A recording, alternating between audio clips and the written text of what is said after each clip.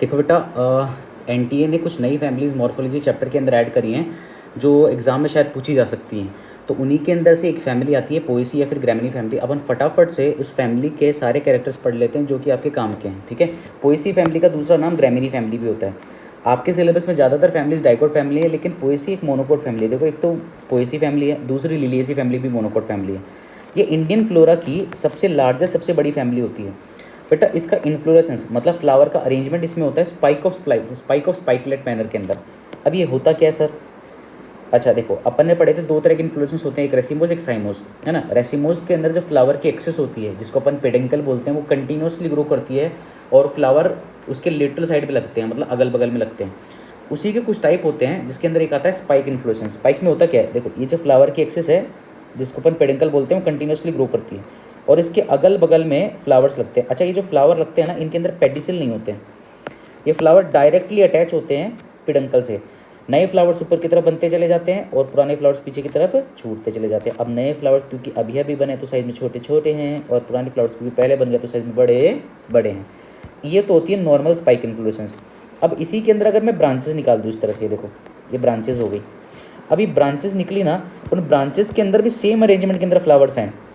मतलब नए फ्लावर्स ऊपर की तरफ, ओल्ड फ्लावर्स बेस की तरफ, फ्लावर अगल बगल में आए, लेटरल साइड में आए एक्सिस के, है ना। और इस तरह से पेडिसल एब्सेंट हो, फ्लावर डायरेक्टली अटैच हो, तो ऐसी इन्फ्लोरेसेंस को अपन बोलते हैं स्पाइक ऑफ स्पाइकलेट इन्फ्लोरेसेंस। कभी गेहूं की बाली देखना, मक्के की बाली देखना, आपको इन्फ्लोरेसेंस समझ में आ जाएगी। इसी तरह के अरेंजमेंट होता है वहाँ पर, है ना। तो ये हो गया स्पाइक ऑफ स्पाइकलेट इन्फ्लोरेसेंस। अब अगर अपन को फैमिली पढ़नी है तो सबसे अच्छा तरीका है फ्लोरल फार्मूला पढ़ लो। फ्लोरल फार्मूला पूरी फैमिली को रिप्रेजेंट कर देता है छोटे से में। तो देखो, फ्लोरल फार्मूला में सबसे पहले लिखा है बी आर। बी आर मतलब फ्लावर के बेस में ब्रैक्ट प्रेजेंट होता है, ठीक है। फिर ये साइन आता है जाइगोमॉर्फिक सिमेट्री का। देखो, जाइगोमॉर्फिक सिमेट्री को अपन दो तरह से रिप्रेजेंट करते हैं। सर्कल बनाओ, या तो हॉरिजॉन्टल डैश लगा दो या फिर वर्टिकल डैश लगा दो। दोनों तरीके हैं जाइगोमॉर्फिक सिमेट्री को दिखाने के। जाइगोमॉर्फिक सिमेट्री का मतलब फ्लावर को आप सिर्फ एक एक्सिस से दो बराबर पार्ट में डिवाइड कर सकते हो, और वो भी कंडीशन तब है कि जो लाइन है, जो एक्सिस है, आप सेंटर से लेकर के जाओ। तो ये हो गई जाइगोमॉर्फिक सिमेट्री।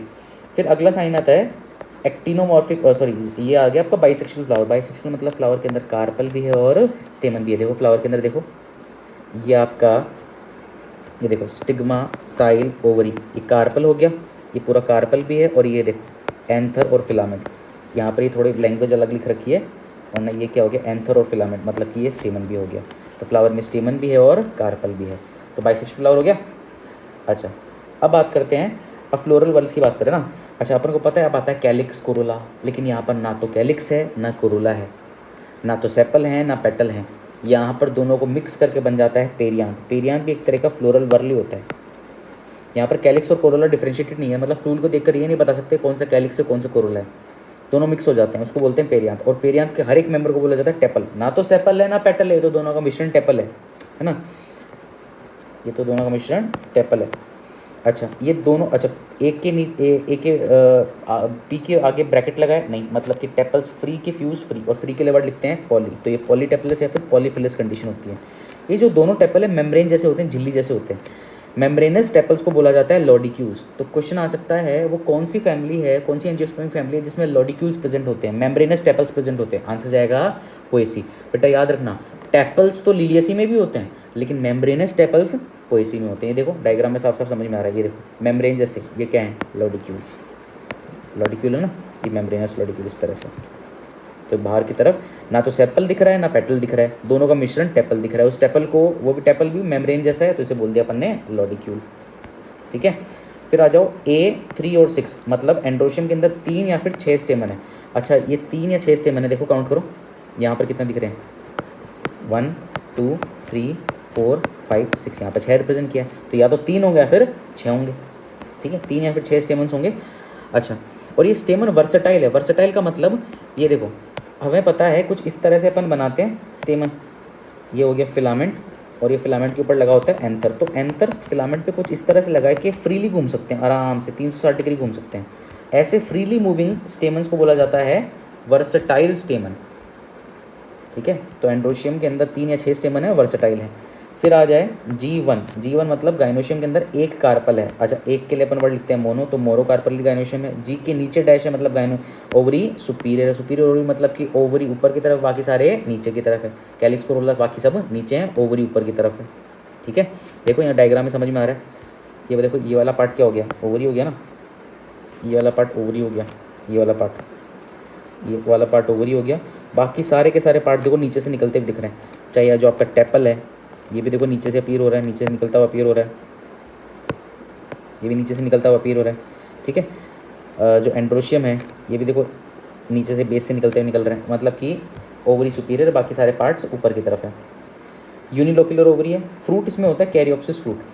देखो बेटा, कैरियोप्सिस फ्रूट कौन सा फ्रूट होता है, जब सीड बॉल और फ्रूट बॉल आपस में फ्यूज़ हो जाएं और देख के ये ना पता पड़े कि फ्रूट बॉल कौन सी है, सीड बॉल कौन सी है, कॉमन बॉल बन जाए, तो उसे बोलते हैं कैरियोप्सिस फ्रूट। कैरियोप्सिस फ्रूट बनता कैसे, जैसे मक्के के अंदर दाने के अंदर देखना, मक्के के दाने को लेना, अब मक्के के दाने को देख के ये तो ना पता पड़ता है कि इसके अंदर फ्रूट कौन सा है, सीड कौन सा है। एक्चुअली में हुआ क्या, सीड कोट और फ्रूट बॉल आपस में फ्यूज़ हो गई, सीड कोट और फ्रूट बॉल आपस में यहाँ पर फ्यूज़ हो जाती हैं और दोनों एक कॉमन जॉइंट सरफेस बना लेती हैं, जिसकी वजह से पता नहीं पड़ता कि कौन क्या है, तो कॉमन सरफेस बन गया। ऐसे फ्रूट को बोलते हैं अपन कैरियोप्सिस फ्रूट। याद रखना, सबसे इंपॉर्टेंट है कैरेक्टर इसका कैरियोप्सिस फ्रूट, पोएसी ग्रामिनी फैमिली में मिलता है। इतनी बात सभी को समझ में आई फ्रूट की। अब इसके बाद में बात करते हैं एग्जाम्पल्स की। तो एग्जाम्पल्स तो बहुत आसान हैं। देखो, पोएसी फैमिली के एग्जाम्पल्स कैसे याद करोगे, पहले तो ये देखो, पोएसी के अंदर क्या पोहा आता है, पोहा पोहा पोहा मतलब अनाज, तो जितने भी अनाज है सारे इसके अंदर आ जाएंगे। बताओ, वीट, राइस, मेज़, बार्ले, सोरगम अनाज है कि नहीं है। वीट, राइस, मेज़, बार्ले, सोरगम सारे के सारे अनाज हैं, मतलब पोएसी के मेंबर्स हो गए। गेहूँ, चावल, मक्का, जो हो गया, ठीक है, ज्वार हो गया, और बाजरे के लिए अपन लिखते हैं पेनिसिटम, तो ये बाजरा हो गया। अच्छा, फिर देखो, पोएसी फैमिली दूसरा नाम क्या है, ग्रामिनी फैमिली। जी से ग्रामिनी, जी से ग्रास, तो जितनी भी घास इसके अंदर आएंगी, मतलब ग्रास आ गई, दूब ग्रास आ गई, दूब ग्रास आ गई। अपन को पता है बैम्बू एक घास है, तो बैम्बू आ गया। शुगर केन एक तरह की घास है, तो शुगर केन आ गई। हो गया एग्जाम्पल यार। तो ये हो गई आपकी पोएसी फैमिली या फिर ग्रामिनी फैमिली। इतना ही आपसे पूछा जाएगा, इससे ज़्यादा नहीं पूछा जाएगा। ठीक है।